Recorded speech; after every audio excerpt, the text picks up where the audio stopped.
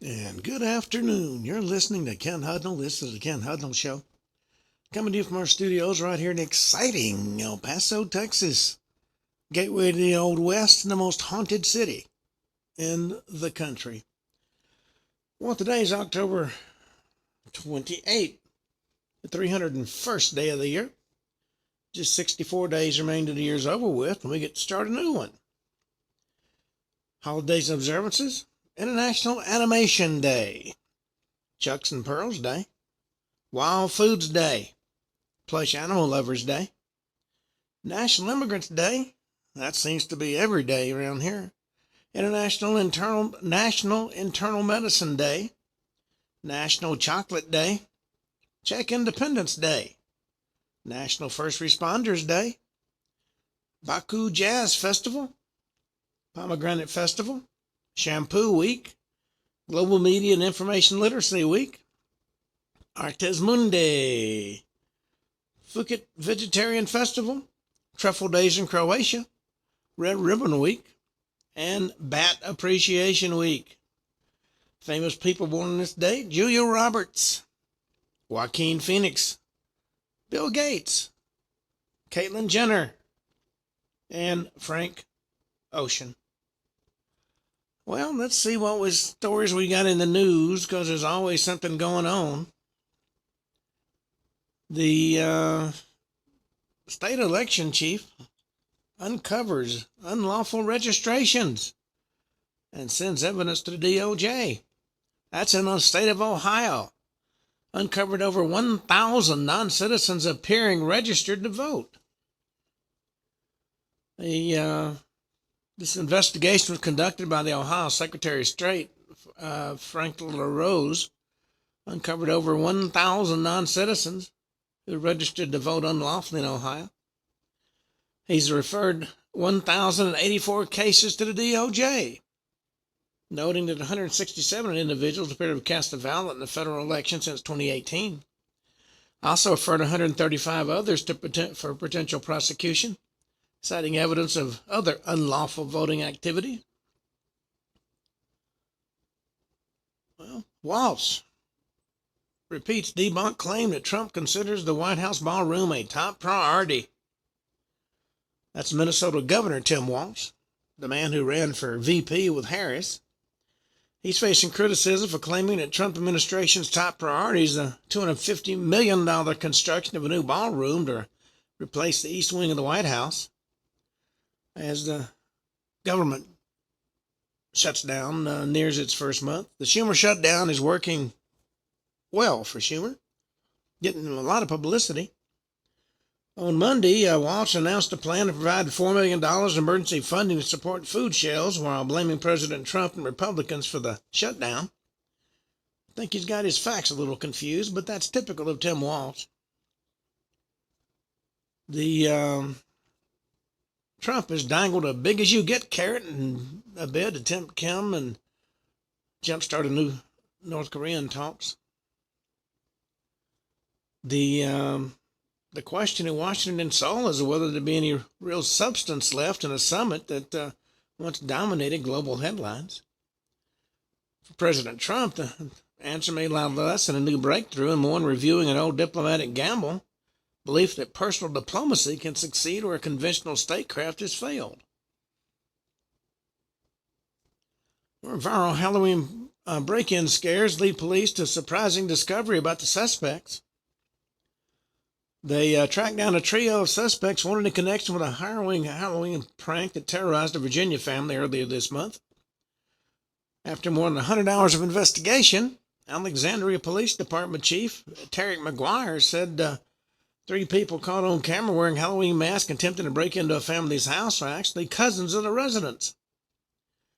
He said the investigators got numerous tips that led to a woman who confessed that she and her 2 sons and a nephew staged the incident.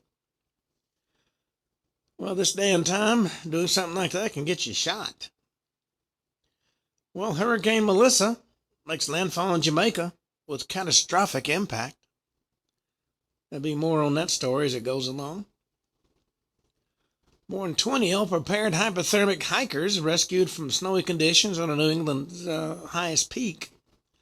That's Mount Washington summit, 6,288 feet. They went up on a weekend hike and got stuck in whiteout conditions. They reached the mountain's 6,288-foot summit, but had no idea that summit services would be unavailable and the state park was closed for the season. That's according to Andy Villain, the assistant general manager of the Mount Washington Cog Railway. So once they got up there, they couldn't get back down. Well, an anti-Israel agitator accused of violently attacking Jewish protesters has learned his fate. Tariq Bazrouk, an anti-Israel agitator who was hit with federal hate crime charges after assaulting a Jewish counter-protester, was sentenced to 17 months of incarceration followed by 3 years of supervised release. During a sentencing hearing Tuesday, he made a brief statement in which he apologized to the victims and his family. He said, "I'm sorry, guys. Hope you can forgive me for my actions." U.S. District Judge Richard Berman said Tuesday if somebody assaults an individual because a person is an actual or perceived Jew practicing First Amendment rights, the offender would likely go to jail. And he said that it would work the same way if the roles were reversed. Well, working families are looking at the possibility of SNAP benefits ending because of the government shutdown. Families earning just above the government threshold for SNAP are left paying the full price despite facing the same inflationary pressures. The major retailers are stepping in to ease the burden for some shoppers, but not for all. Walmart, Amazon, and Kroger have rolled out an expanded program that offers special discounts, delivery perks, and membership savings for customers who use government assistance programs such as SNAP and Electronic Benefits Transfer, or EBT. Walmart's new Walmart Plus Assist membership cuts its annual subscription cost in half from $98 to $49. Shoppers enroll in government programs like SNAP and Women and Infants and Children and Medicaid, or a WIC program. And Amazon is offering similar breaks. Chuck Schumer has a lot to answer for. Senate Democrats have just blocked Republicans' bid to end the 28-day government shutdown. They're determined they're going to stand their ground until we give free health care to all undocumented immigrants. Well, the whistleblowers warns illegal immigrants are sending shockwaves to a crucial industry.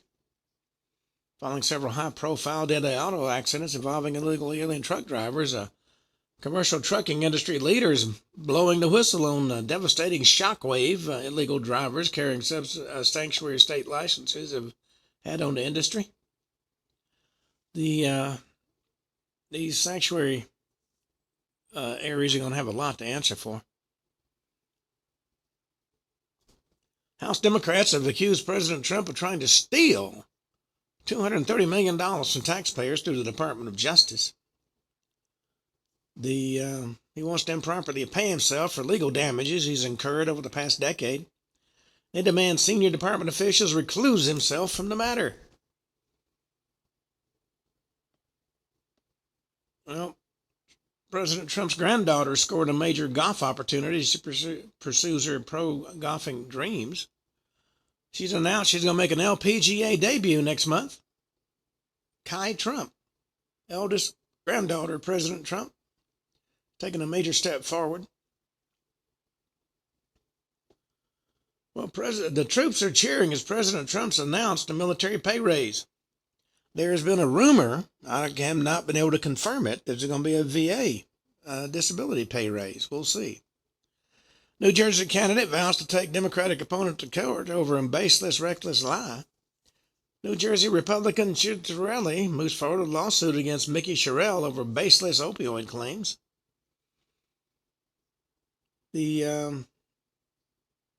She's claimed he contributed to the death of tens of thousands of New Jerseyans during the opioid crisis. Longtime Biden confidant says he would have gotten $8 million for the 2024 win, according to a video.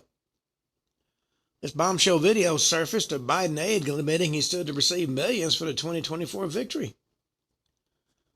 That's if the Democratic leader won re-election in 2024. Michael Donalon serves as a senior advisor to the president for the entirety of the president's 4-year term. That's President Biden, that is. The relationship goes back decades. Donalon first worked for Biden in 1981 when he was a U.S. Senator from Delaware. One of 14 ex-Biden administration officials to sit down with the House Oversight Committee behind closed doors in its probe of whether the former president's inner circle covered up evidence of his alleged mental decline. While Jennifer Lawrence confesses plans for a boob job and a facelift as Hollywood plastic surgery trend surges.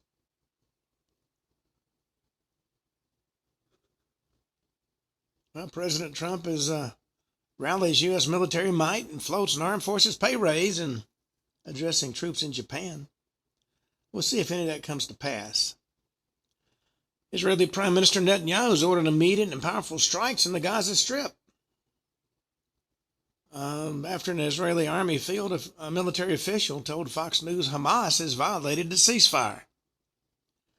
They attacked Israeli Defense Force soldiers in Rafah. Following the security consultations, Prime Minister Netanyahu instructed the military echelon to carry out immediate and powerful strikes in the Gaza Strip. Hamas responded by reporting it will delay the handover of a hostage body. A body. It's already dead. Homan, the border czar, blasted critics, hails Border Patrol Chief Greg Bovino as a patriot after a fiery Chicago tear gas hearing.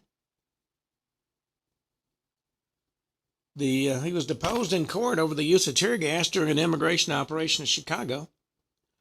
According to Homan, he's a professional, he's a patriot, and I believe he's going to do well in court. He's accused of employing tear gas canisters at a protest earlier this month. Well, they could very easily have shot him, so be happy with what you get. California suspect is accused of shooting, killing a deputy, crashes his motorcycle during a highway pursuit. This suspect was accused of fatally shooting a California deputy, crashed his motorcycle in a moving car during a high-speed chase on Monday. The footage shows the suspect racing along the 210 freeway in San Bernardino County at speeds topping 150 miles an hour. He's seen weaving in and out of traffic and driving the wrong way several times before he smashed into a vehicle about 1:35 p.m. Video shows the suspect being sent airborne before he crashes onto his back and skids along the pavement as debris from his motorcycle scatters around him. The officer surrounded him later, took him into custody. Video shows him sitting upright in a neck brace before being loaded onto a gurney and airlifted to a hospital. An Ohio woman gets a life sentence for stabbing a 3-year-old to death outside a grocery store.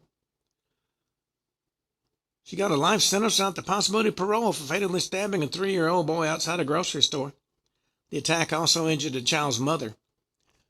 Bianca Ellis, 34 of Cleveland, showed no emotion as Cuyahoga County Common Pleas Judge John Russo gave her the sentence for the June 2024 attack that killed 3-year-old Julian Wood and injured his mother, 37-year-old Margot Wood. According to prosecutor Michael O'Malley, I've seen unimaginable acts of violence, but this is among the most heartrending. There's a lot of lunatics out there, folks. Martin Scorsese's return to Fox Nation this fall with a powerful new season of The Saints. It's a critically acclaimed series. Fans can now get a sneak preview of what to expect in this exciting new episodes.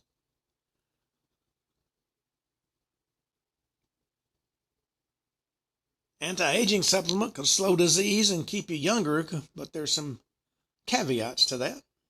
Small molecules have been hailed as potentially promoting longevity and combating certain diseases, but experts are also calling for more research. Nicotinamide adenine dinucleotide, or NAD, often nicknamed the fountain of youth, is a coenzyme essential to cellular survival. naturally declines with age. Recent years, supplements designed to boost NAD levels have grown in popularity. Well, it's time to prep your house for winter. Winter's coming with snow and ice and high heating bills. You can't control the weather, but you can control how much you pay for heat. It's suggested you check on the weather stripping on your house.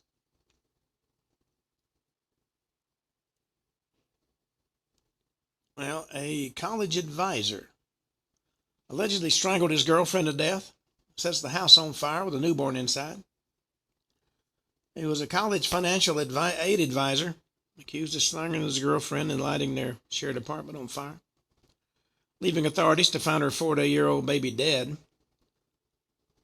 Kadane Haley, 30, strangled his girlfriend, Kathleen Katie Carrig, 29, to death October 18th. That's according to a news release from Erie County District Attorney Michael King. After killing Carrig, he set the apartment on fire. Noah Carrig, the couple's 40-year-old son, was found dead in the apartment. They're investigating his death. It could turn out to be murder.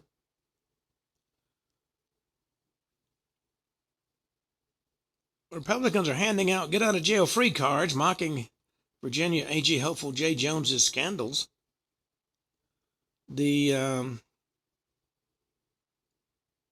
He's been up to a lot of shenanigans, apparently. Well, Louisiana Governor Landry calls on LSU to erect a Charlie Kirk statue on campus. The LSU is the state's largest university. He says, we're going to put a challenge out to LSU Board of Supervisors to find a place to put a statue of Charlie Kirk to defend freedom of speech on college campuses.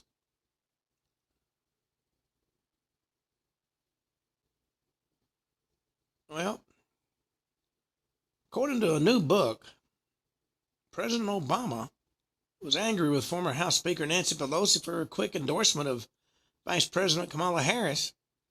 It was after President Biden withdrew from the 2024 election.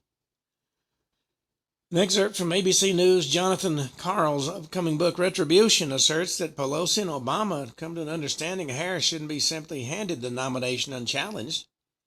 Nevertheless, Pelosi handed her an endorsement within 24 hours of Biden withdrawing.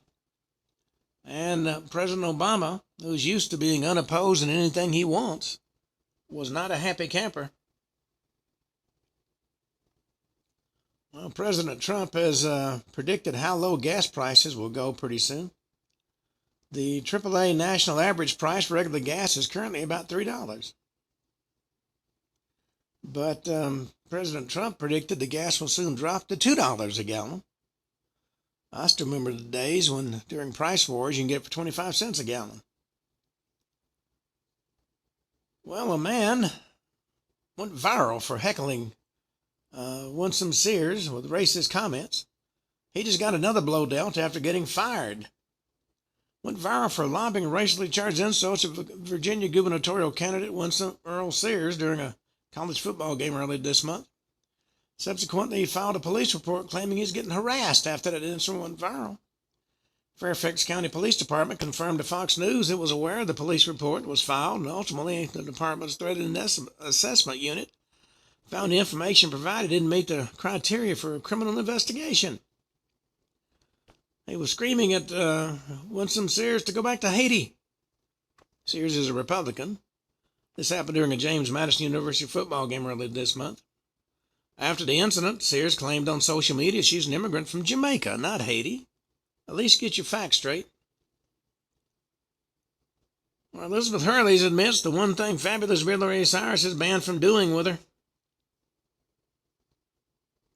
She called the country crooner fabulous and discussed where they stand as a couple.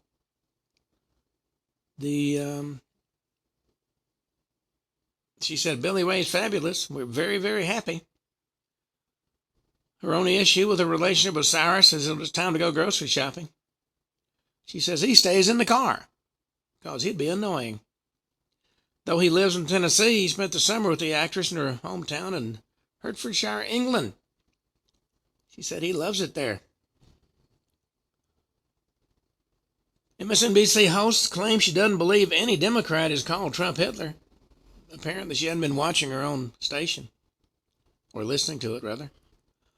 MSNBC host Nicole Wallace said on Monday she doesn't believe any Democrat has compared President Trump to German dictator Adolf Hitler. As ICE continues to detain undocumented immigrants in major U.S. cities, Illinois Governor J.B. Pritzker has openly likened their actions to those of Nazi enforcers during World War II. Pritzker, who's Jewish, emphasized he didn't make such comparisons lightly.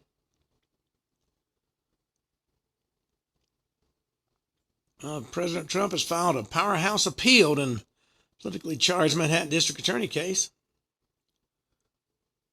Manhattan District Attorney Alvin Bragg's case against him has a lot of major holes. He demands the verdict be thrown out and the most politically charged prosecution in nation history, as they called it, be dismissed altogether. The Sullivan and Cromwell's Robert Giuffre Jr. is representing the president in this matter.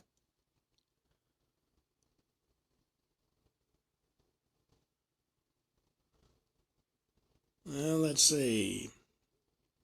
Prince Harry's aunt, hospitalized after suffering a fall while riding her horse.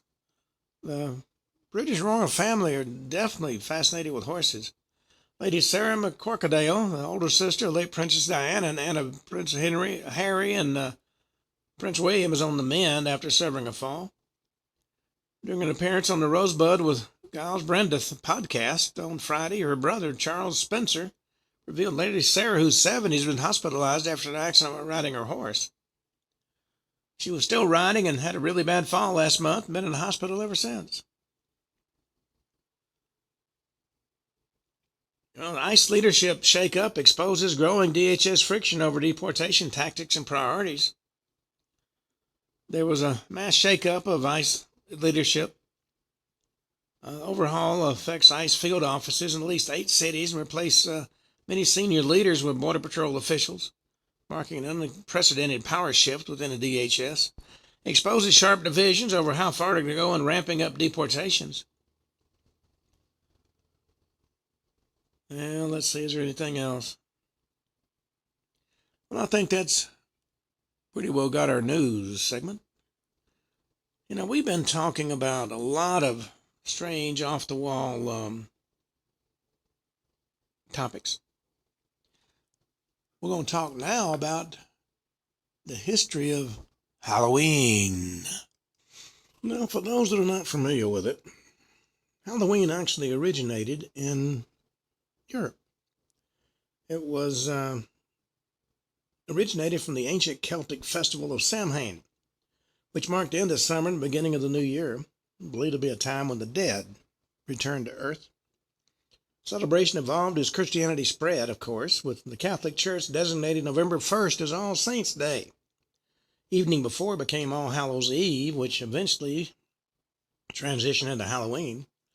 And then as immigrants came to the U.S., they brought their traditions with them, where they combined with other cultures and evolved into the modern holiday of costumes and trick-or-treating and wild parties. Now, the Celtic festival of Samhain was celebrated on November 1st to mark the end of the harvest and the beginning of winter. And the Celts believe that the night of October 31st, the boundary between the worlds of the living and the dead became very, very thin, allowed spirits to return to earth. Large bonfires were lit to ward off evil spirits, and people would wear costumes made of animal heads and skins to disguise themselves from the spirits. It's supposed to be a matter of protection. In the 8th century, Pope Gregory III moved All Saints' Day to November 1st. And of course, as I said, October 31st, the evening before All Saints' Day, became All Hallows' Eve. Now, Irish and Scottish immigrants brought their Halloween traditions to America in the 19th century. And Halloween actually evolved from a religious and superstitious holiday into a more community-focused one, with play parties that included fortune-telling and scary stories. By the 20th century, it became a public holiday with parties and parades. And in the 1920s and 30s, trick-or-treating became a popular custom, and the phrase trick or treat became more widespread in the 1950s. A lot of modern traditions have roots in, well, what just happened? A lot of the ancient cultures. Halloween's history actually spans thousands of years, evolving from ancient Celtic pagan rituals and Roman festivals into a modern holiday. The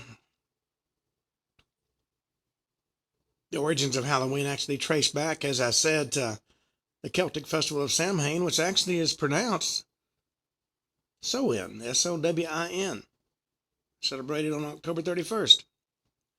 For the Celts, November 1st marked the new year, signifying the end of summer and beginning of winter. It was a time associated with death.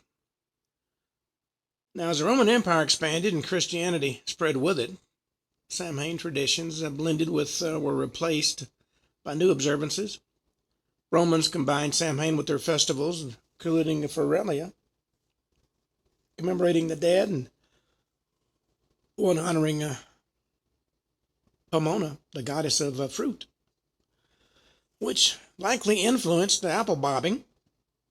In the 8th century, Pope Gregory III designated November 1st as All Hallows' Day to honor saints, incorporating some Samhain traditions. The All Souls' Day was established November 2nd to honor the dead, also celebrating bonfires and costumes. And while initially limited to colonial New England by Puritan beliefs, Halloween traditions flourished in America. A distinct American version emerged as European and Native American customs blended. Early celebrations including play parties with singing and dancing and storytelling and mischief.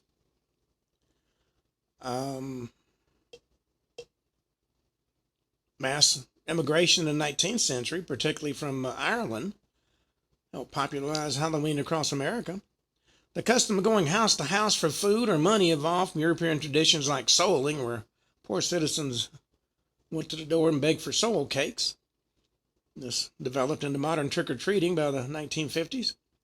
Early 20th century, due to vandalism, efforts were made to make Halloween more family-friendly and secular, leading to supervised activities like parades and parties that focused on costumes and treats over pranks. Several modern Halloween traditions have its roots in ancient and medieval practices. Jack-o'-lanterns, for example, originated from an Irish folk tale about Stingy Jack. The Irish carved turnips to scare away spirits. When they got to this country, they switched from turnips to pumpkins. Wearing of costumes during Samhain to scare off or hide from spirits evolved into modern dress-up we see today. And trick-or-treating is believed to stem from the souling, as I said, a medieval practice of begging for food in exchange for prayers for the dead. Bobbing for apples likely comes from the Roman festival honoring Pomona, goddess of fruit. And the lighting of bonfires during Samhain was meant to ward off evil spirits.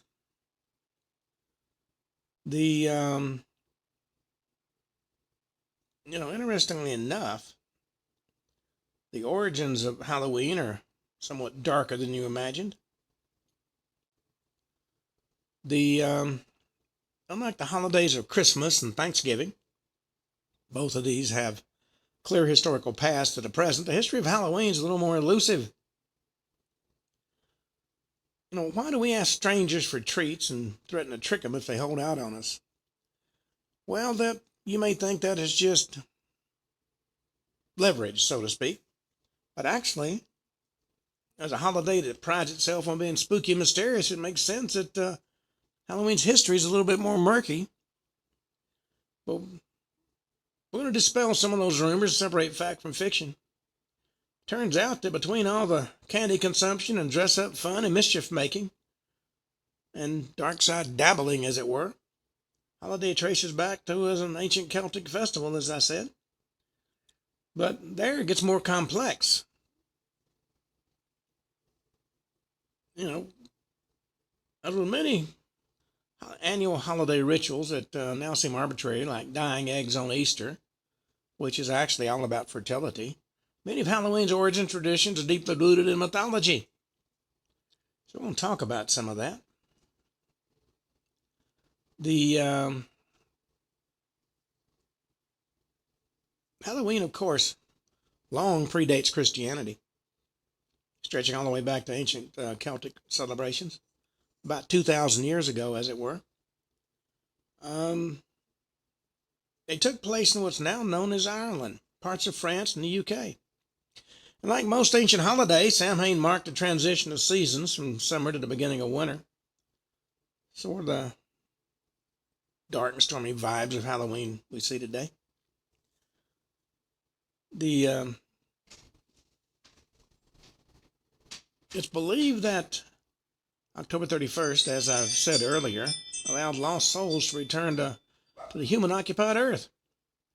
And this ghostly meaning was associated with a few things, from the agriculture to the supernatural. The agriculture, of course, it wreaked havoc on the crops, and supernatural, enhancing the clairvoyant capability of Celtic priests called druids, so they could make predictions and communicate with the dead to facilitate happier, warmer winters. These festivals usually involved bonfires at which the attendees wore costumes, participated in sacrifices of crops and animals, and afterwards the community would use the bonfire to light their own hearths as part of the closing ceremony for summer and initiation of winter.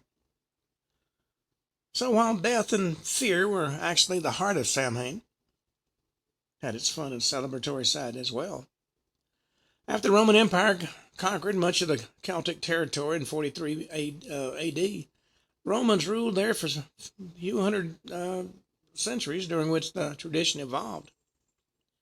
Links to the Roman festival of Ferilia, in which the community mourned its dead, another ceremony called Pomona, which I've mentioned a couple of times, named for the Roman goddess and the protector of orchards, which the participants honored fruit and trees.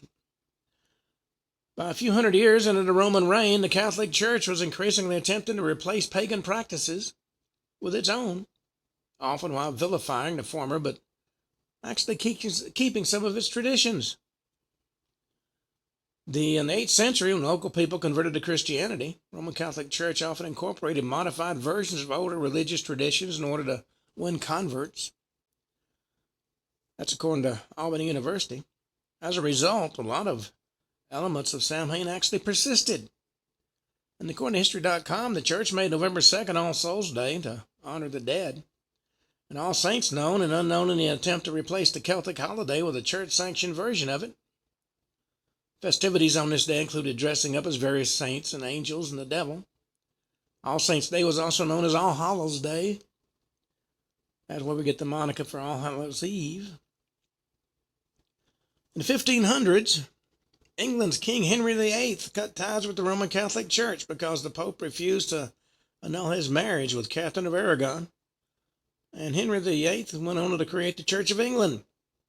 As a result, a lot more tolerance was extended to the Protestant Church for some years, but the Church of England remained strongly Catholic and became more so during the reign of Mary I, also known as Bloody Mary. She established England's connection to the Roman Catholic Church in part by ordering the execution of 300 Protestants. After her, it was sort of opposite, as Queen Elizabeth I was a Protestant. You might be thinking that's a little odd, but let's talk about the pilgrimage across the Atlantic. The popularity of All Hallows' Eve during the American colonial period varied from place to place, depending on how devoutly Protestant the communities were. Early colonists were Puritans and fled England because of religious persecution, which is why they were known as separatists. In very puritanical New England, Hallows' Eve wasn't as widely celebrated, but in less rigid southern colonies, which were formed more as business ventures and religious communities, the holiday was still observed. And during this time period, celebrations around the harvest emerged and became associated with Hallows' Eve, likely as a result of the cultural exchange between indigenous people and Anglo-Saxon settler colonists. Similar to the way in which the Roman Catholic Church replaced the indigenous culture and religious practices of its own itinerants, same happened with the settlers and local indigenous population. A few generations later, once the U.S. won independence from England and formed a nation, the country saw a huge wave of European immigrants who brought with them new traditions and media. 1759, the Scottish poet Robert Burns wrote a poem entitled Halloween, which described some of the Holidays practices at the time introduced the term we know today. The word itself seems to be a portmanteau of the word hallow, which originally meant saint, mixed with een, which was abbreviation for the word eve, or the night before. That's according to bigthink.com. So the question becomes, how did the holiday reach so many different countries around the world? And the answer is European imperialism. As in most holidays, Halloween celebrations vary from region to region, and different modern itinerations of the traditions stem from different ancient cultural practices. But the common thread is the brutality of imperialism and accompanying forced assimilation. While English separatists were fighting for independence during the 1600s and 1700s and later in the early republic, they were also establishing a nation in which citizenship was inextricably linked to and defined by one's relationship to land ownership. For example, at some periods of time, you could only be a citizen if you owned land. And you could only own land if you were a white man, hence the power structures we still see somewhat today. Similar practices were unfolding in other parts of the continent, except the colonizers were, in those areas, Spanish Catholics. Even as the Spanish Catholic conquistadors subjugated indigenous people to forced conversions, there were still, of course, traces of local worship and culture, resulting in a fusion of indigenous practices with Catholic holidays. That's why figures like Santa Muerta, which is the official Catholic church still refuses to recognize as part of the canon, persists today. Day of the Dead also falls under the Catholic holiday All Saints. And it looks quite different from the Americanized Halloween.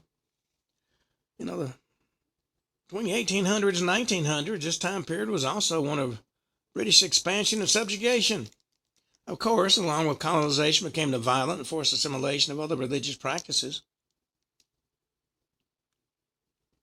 The irony is that while the British were responsible for spreading Halloween, they also spent decades trying to stamp it out. Late 19th century, the strict Victorian social code called for, among other things, a rigid class hierarchy, gender roles that privileged men over women, sexual restraint and obsession with manners, and deep disdain for all things that might be perceived as indulgent. Halloween, having to do with dressing up and superstitions and death, was, of course, one of the many practices that came under fire. Halloween experienced a resurgence in the UK and its colonies all over the globe, including Singapore and Hong Kong. After Queen Victoria died in 1901, the social attitudes gradually shifted. The turn of the 1900s also marked the rise of U.S. military intervention abroad in countries including the Philippines and Japan, Hawaii, and Iran. With the spread of American cultural practices and traditions, the media was one way to fulfill what scholar Homi Bhabha deems colonial mimicry, meaning peripheral access to dominant American culture. Media, of course, includes all that Halloween stuff. In many of these countries, you'll still see local influences fused with the commercialized Anglo-Saxon version of the holiday, emphasizing the pattern of Halloween as both a means of resistance and dominance. By the 1950s, the Halloween is incredibly commercial as more and more industries are able to profit off of it. According to some reports, confectionaries knew candy would be an easy thing to pass out on Halloween and predicted that kids would want it, so they increased production, increasing affordability and accessibility and ultimately sales, which finally brought about some of your favorite Halloween staples, like trick-or-treating and dressing up. Well, Halloween is a hybrid of mythologies and histories born of both resistance and oppression, joy and mourning, life and death. It's an origin story befitting of a holiday that celebrates the obscure and the occult and longevity and persistence of folklore and community and identity. There's quite a number of stories. You might refer to them as Halloween history books. That goes deeply into the, shall we say, the history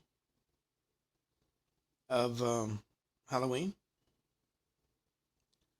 There's no question that it's had a major impact on society. It's important that Christians understand the traditions they participate in, know what the Bible has to say about it.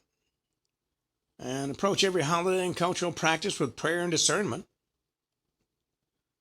Know a little bit of history of Halloween can be an important step in that process. It's actually one of the most popular holidays in the U.S. and certainly one of the most profitable. According to a USA Today article, Americans spent over $9 billion on Halloween decorations, parties, and events in 2018. October 31st has become synonymous with a lot of popular traditions. Pumpkin carving, costumes, trick-or-treating, bonfires, carnival games, mazes, haunted houses, decorations, and candy. Some of the more lighthearted and even family-friendly activities enjoyed during the month of October. Other Halloween tropes and traditions, such as popular horror movies and the focus on witchcraft and the occult and overt links to the demonic and supernatural, much darker, more disturbing in nature. I might point out that for 20 years, from 1999 to 2020, I used to do ghost tours every Saturday night. El Paso, as I have said many times, is one of the most haunted cities in the country. And El Paso certainly has a lot of haunted locations. And on a number of occasions, I actually had interaction with some of the spirits. There was one evening I remember, I started my tour at a hotel. And I got on the elevator to go down to the lobby, and I knew there was a wedding taking place, and standing in the elevator was a gorgeous young lady wearing a wedding dress. And I smiled at her, nodded, and I said, "It's not too late to run." And she said, "Oh, yes, it is." Well, it turns out she was not the bride getting married that night. I found out later the bride getting married was a tall blonde. This was a petite, dark-haired girl. Actually turned out she's the one referred to as the ghost bride, who actually committed suicide when she was left at the altar. And having met the young lady, the individual left her at the altar was an idiot. Well, Christians, of course, have debated for centuries whether or not to endorse, let alone take part in Halloween. Whether that involves parents letting their children dress up in costumes and collect candy from the neighbors, or going to the latest scary movie, or attending a horror night at a local theme park, or even a church hosting their own costume event or gospel-centered outreach. Been a lot of differing views among so-called Christians about how to approach Halloween. I know growing up, I grew up in a little country Southern Baptist church. They were so conservative that two Christians couldn't make love standing up because folks might think you're dancing, which was evil, of course. Now, the Bible, of course, doesn't explicitly talk about Halloween. At the time the Bible was written, it didn't exist in its current form. But it does speak boldly and clearly on the subject of death, the supernatural, and the role Christians are called to play in combating spiritual forces of darkness and evil in the world. God's people are instructed to flee from all forms of pagan worship, witchcraft, and idolatry. But the nature of what exactly is being celebrated or practiced on Halloween can actually vary. If we look closely at the long and storied history of Halloween, we find a lot of instances where the church actively worked to reverse and even supplant the more pagan rituals of October 31st with traditions of its own. And many of these new traditions have shaped the Halloween we know. This is the time of year when countless Christian authors, bloggers, pastors, and radio hosts will offer their take on the subject. But it'd be hard-pressed to find a unified view of Halloween. Christian perspectives surrounding October 31st are as diverse as its history. It's largely up to the individual believer to determine through their own view of things how best and how biblically to approach Halloween and its many traditions. So many folks instead of offering a perspective view of Halloween for the believer, believe the best approach is to trace the history of October 31st as a holiday, discussing the evolution of some of its more popular traditions. When it comes to the history of Halloween, the first place to start, of course, is with, as I said at the beginning of the show, the pagan tradition of Samhain. practiced by the ancient Celts from October 31st to November 1st in what's now Ireland, the UK, and some northern France. They lived nearly 2,000 years ago. And for the ancient Celts, Samhain marked the culmination of summer and the beginning of the harvest. Well, the Celts and Druids believed on Samhain the boundary between the worlds of the living and the dead became blurred. As a result, you'd get a lot of bleed over, actually in both directions. And the Celts believed the spirit world would become visible to humans and the ghost of the dead would return to Earth to cause trouble, damage crops, and play tricks on the living. And for this very reason, the Druids would often build large communal bonfires to offer sacrifices to the Celtic deities. They often left token offerings outside their village to appease the fairies and the ghosts and the spirits, and even occasions where the Celts would tell each other's fortunes, share scary stories, and animal monster costumes, try and trick the roaming spirits into leaving them alone. But of course, this isn't the kind of pagan ritual or tradition the Bible would ever condone.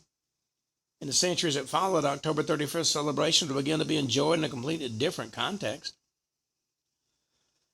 Well, by AD 43, the Roman Empire had conquered most of the Celtic territory in Europe for the next 400 years. Various Roman holidays and festivals simply designed to commemorate the passing of the dead and the harvest were combined with the Celtic Samhain. It wasn't until the Roman Catholic Church got a foothold in Celtic lands that Celtic traditions and rituals like Samhain were refashioned. Pope Gregory I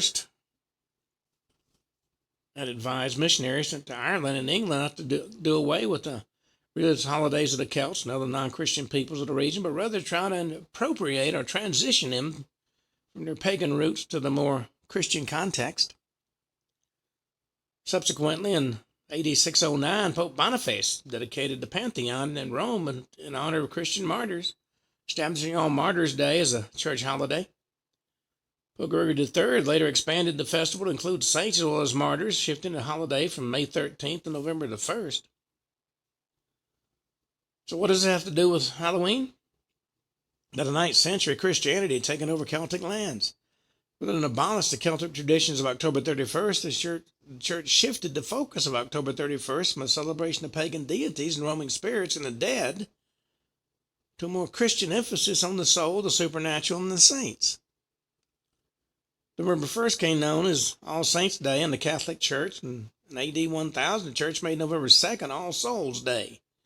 With many of the same traditions of Samhain, including giant bonfires and parades and costumes of saints and devils and angels still being practiced. And in preparation for All Saints' Day on November 1st, on which venerated saints, also known as Hallows, were celebrated, the night before came what's known as the Eve of All Hallows, or also known as All Hallows' Eve. Eventually that became Halloween. So once a pagan festival was repurposed and refashioned into a church holiday to acknowledge the supernatural and celebrate its saints, not roaming spirits. Of course, a lot of Celtic traditions never truly died out even after the church Christianized Samhain and established Halloween. They would just give it a new meaning. For example, placing fire, which represents the sun, and hollowed out vegetables, representing the harvest, was a tradition established by the Celts, later adopted in future celebrations.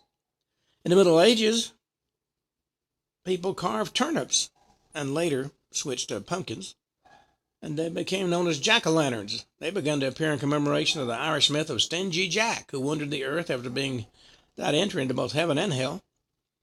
Today, carved pumpkins are more decorative than anything else, but you see, inside the pumpkin, of course, is a fire.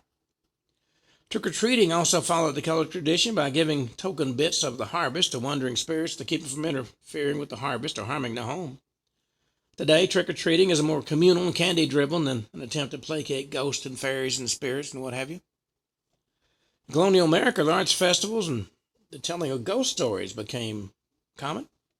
Well, until the Irish potato famine and the subsequent migration of millions of Irish farmers to America in the mid-19th century, a lot of the traditional elements of Halloween practiced in Europe became popular in America. In the late 1800s, Halloween in America also began to shift away from a spiritual holiday focused on ghosts and witchcraft and death to a more community-oriented festival, celebrating family and good things in line with similar seasonal traditions like Thanksgiving and Christmas.